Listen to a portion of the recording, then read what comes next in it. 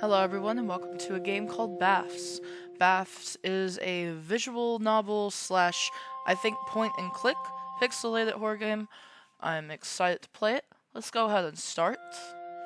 I saw another YouTuber play this, and I want to play it too, but I didn't watch the full video. Hey you! What was your name again? It's Mew, bro. It's Mew. Alright, Mew.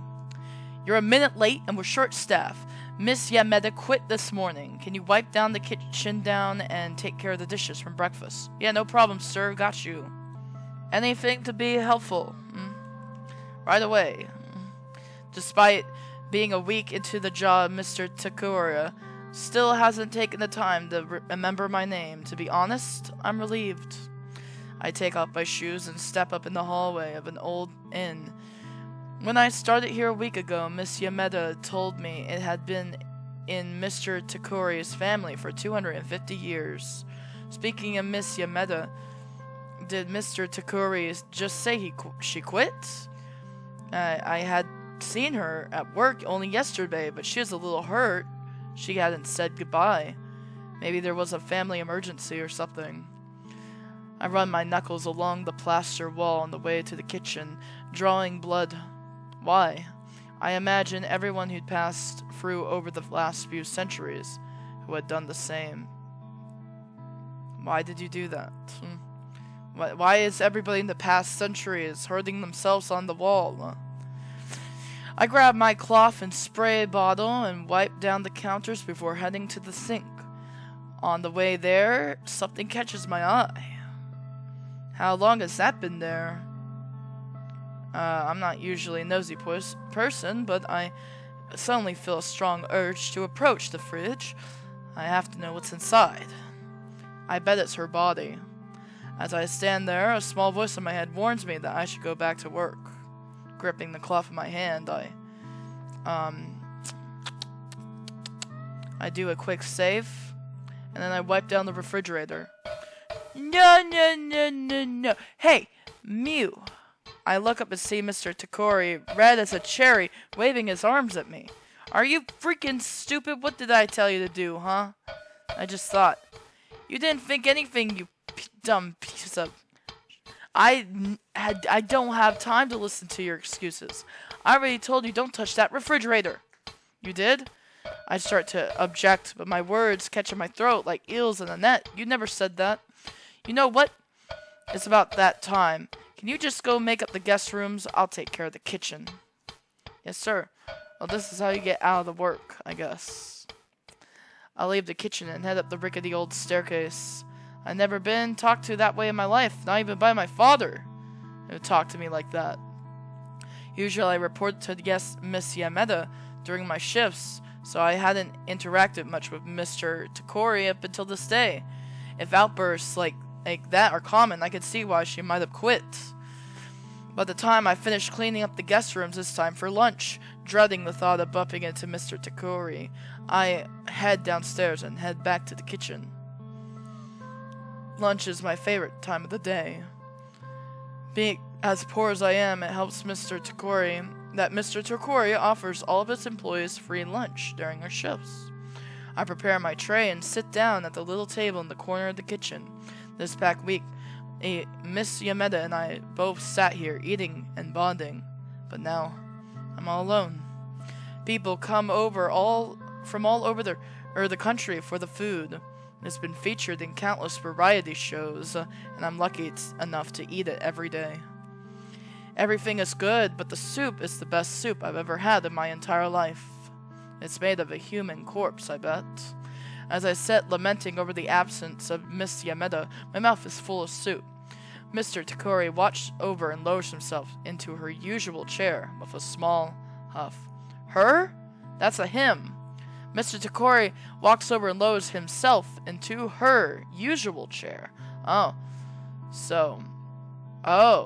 he sits in her chair. I see. I'm sorry for yelling at you earlier, Mew. With Miss Yameda quitting all of a sudden like that, the stress is getting to me today. He rests his elbows on the table and rubs his temples wearily. Maybe I'm not cut out for this inn. Empathy tugs at my heartstrings, and I'm awkwardly try to reassure him. You're a great boss. Don't be so hard on yourself. Just don't curse at me like that again. Thank you. A moment of silence follows, and I take another sip of soup. Do you know how long this inn has been in my family? Mr. Yamada told me 250 years. Close! 251 years now. I was never supposed to take it over. I had an older brother, but he died in a motorcycle accident. I was working for a big company in Germany at the time. I had to come home and help out my father. We never got along. I wanted to be as far away from him as possible. But once I came back, well, everything was forgiven. Mr. Takori stares off into the distance. I'm sorry. For what? About your brother. Oh no, it's fine. It was a lifetime ago. Now, how's the food? It's amazing. The soup is the best I've ever had in my life. Thank you. That's wonderful to hear. It's a family recipe. Can I have some of this soup? Can you send it my way, please? I mean, I'm sorry, I made that comment about the people, like actual humans being in it earlier. Maybe it's just an old, classic, delicious, warm soup that just makes you go, ah, after you drink it. Once we're finished with lunch, I collect our dishes and wash them. The rest of the day goes by uneventfully. I'm headed home now, Mr. Takori. Have a great rest of your night. See you tomorrow. Thank you, Mew. Be careful on the way home. I arrived back at my apartment. Guided only by the occasional street light, covered in sweat, I decided to take a bath. Oh, an ambulance. When I was young, I went to see the circus with my parents. I was so excited. The final act was shallow diving. The performer climbed the ladder, gave a bow, and aimed straight for the kiddie pool. The only problem was that she missed. She crunched into the floor like a broken accordion, and I never saw her move again. Everyone in the audience gasped, except for my dad. He just laughed. Your dad sounds brutal, man. What did he do? What did he see?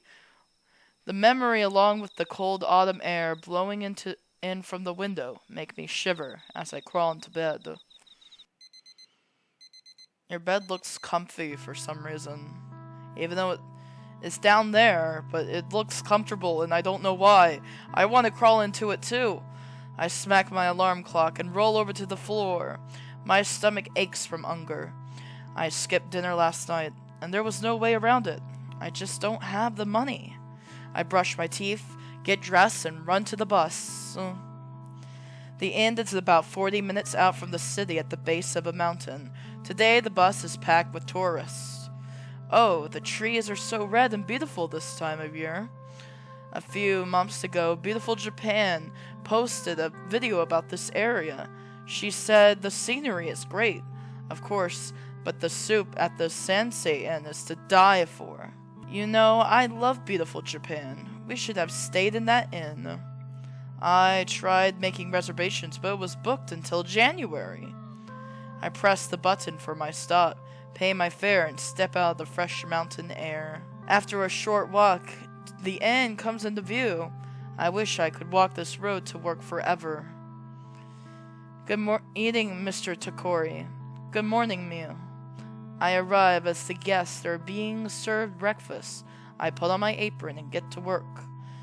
Part way through chopping a small mountain of vegetables, I notice a woman standing in the kitchen doorway, tapping her foot expectantly. I glance over at Miss Takori, but he's is busy finishing up the last few meals. I put down my knife and make my way over to the guest. Yes, ma'am, how may I help you? There's a hair in my soup. Can you get the manager? Her voice is curt. I can feel the anger simmering underneath, ready to boil over. Yes, ma'am, sorry for the trouble. I walk across the kitchen to Mr. Takori. Excuse me, Mr. Takori, one of the guests is saying there's a hair in her soup. Huh? He turns to me and I nod in the direction of the sour-faced woman. She put it there. She planted it. She planted the hair. I'm calling it now. Alright, I'll take care of this. Mr. Takori waddles away in a huff. After a brief exchange, she leads the customer into the hallway. A few moments later, Mr. Takori's voice shakes the old N. You probably put the hair in there yourself. How dare you? I run out of the kitchen and attempt to defuse the situation. I sigh with Mr. Takuri.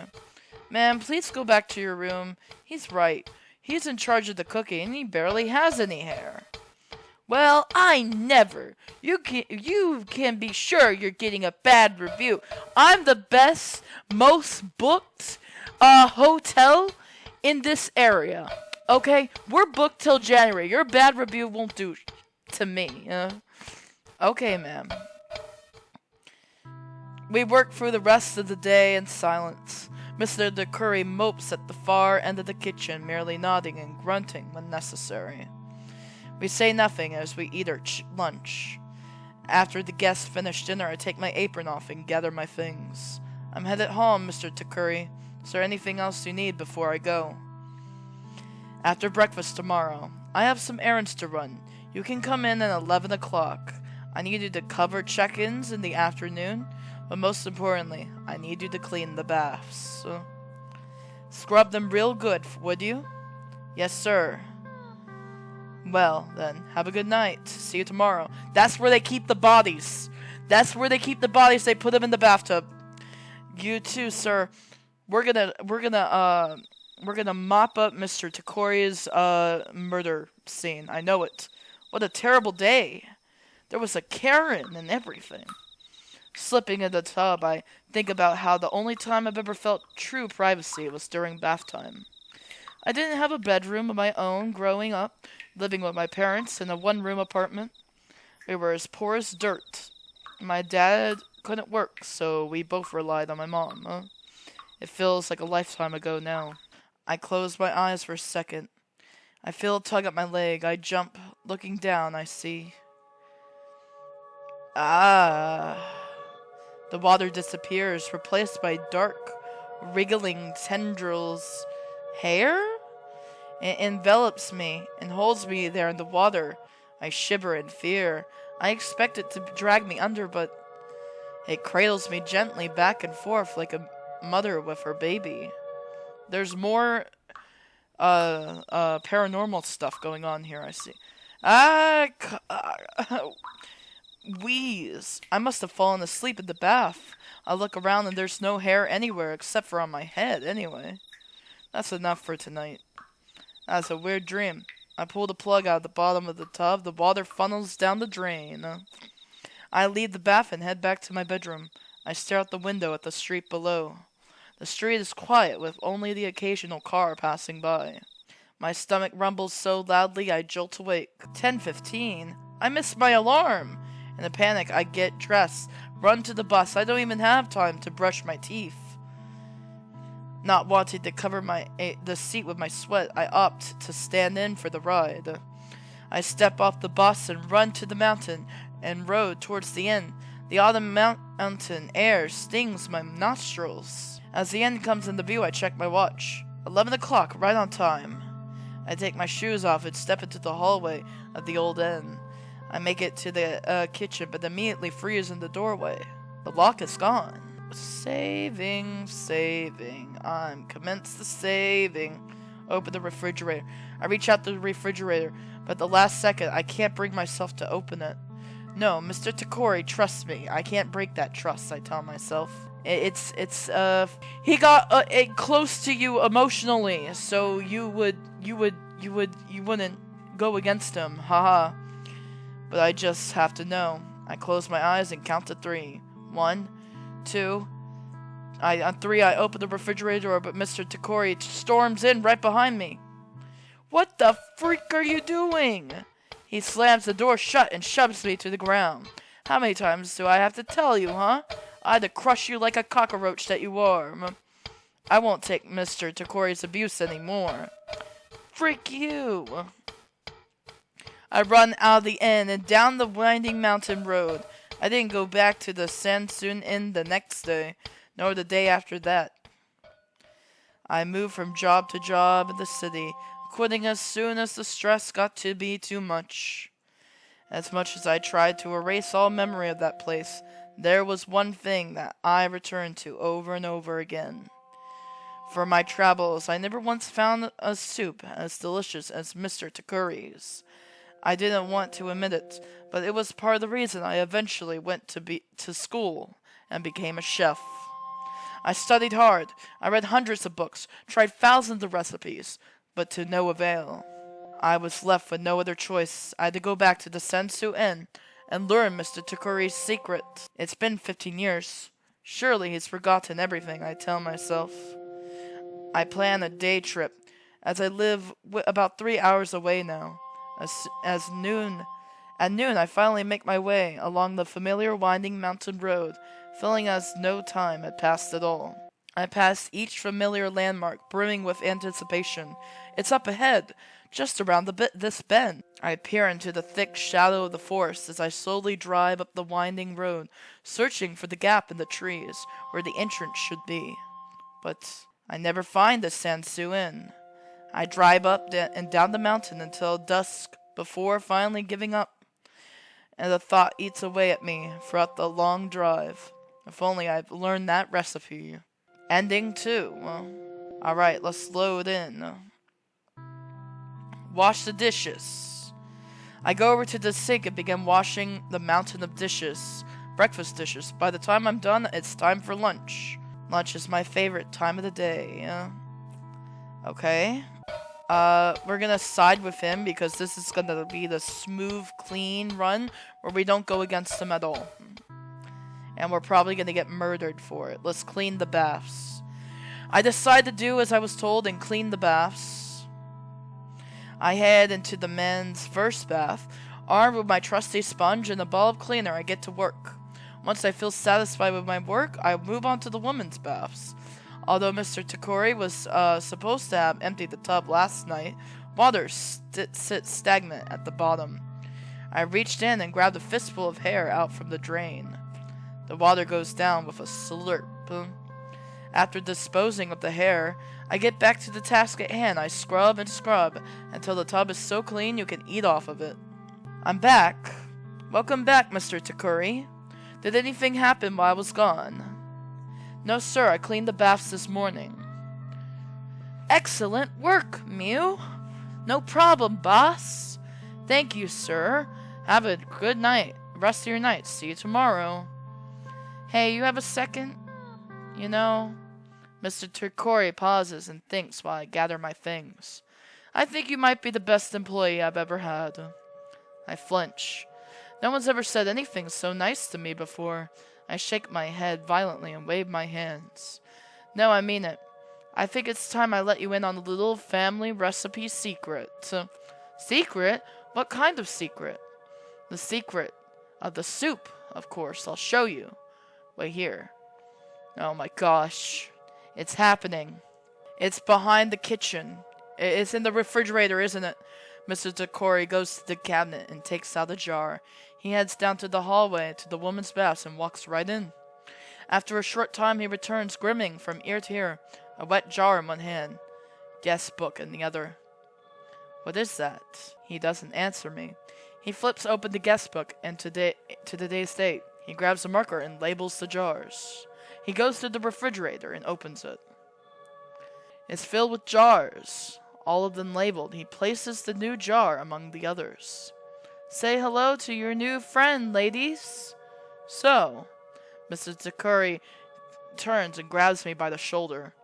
How would you like to keep working for me, Mew? Ending 3. Ladies and gentlemen, I think we have a murderer. Hold on. Excuse me. Back. Wipe down the refrigerator? No.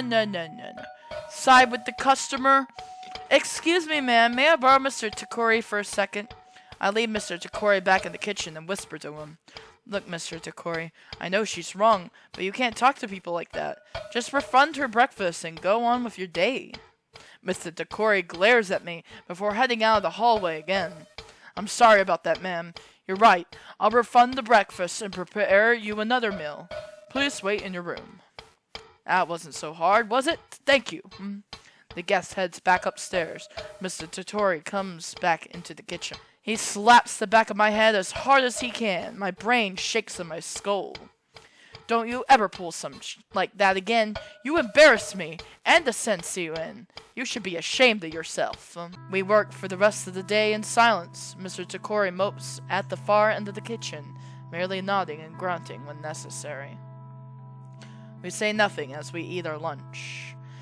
After the guests finish dinner, I take my apron off and gallop. I'm heading home. Is there anything else? Yes. Scrub them real good. Alright, little smiling person. We're gonna save it right here. Obviously, we're gonna open the refrigerator. As I reach out to the refrigerator, scorching heat radiates from my tailbone to my skull. I turn around to see Mr. Totori holding a bloody knife. I knew it. I fall into the heap on the ground. The heat has dissipated. My blood courses sharp from my veins like icicles. I look up at my boss. His eye is twitching. He's breathing heavily. I can't have you finding out my secret. It ruined my life. I'll be fine. No one cares about you. Just close your eyes. No one will miss you. I promise. Ending 1. Oh damn, Mr. Totori! Why would you do that? No, I'm too attached to him. I think there were only 3 endings anyway, and we got them all. Mr. Totori, how dare you murder me? Ugh! I knew your secret recipe was some bodily thing from other person. He probably murdered. He probably murdered the Karen too. I'm just calling it. That hair in the bathtub, that was Karen's hair, wasn't it?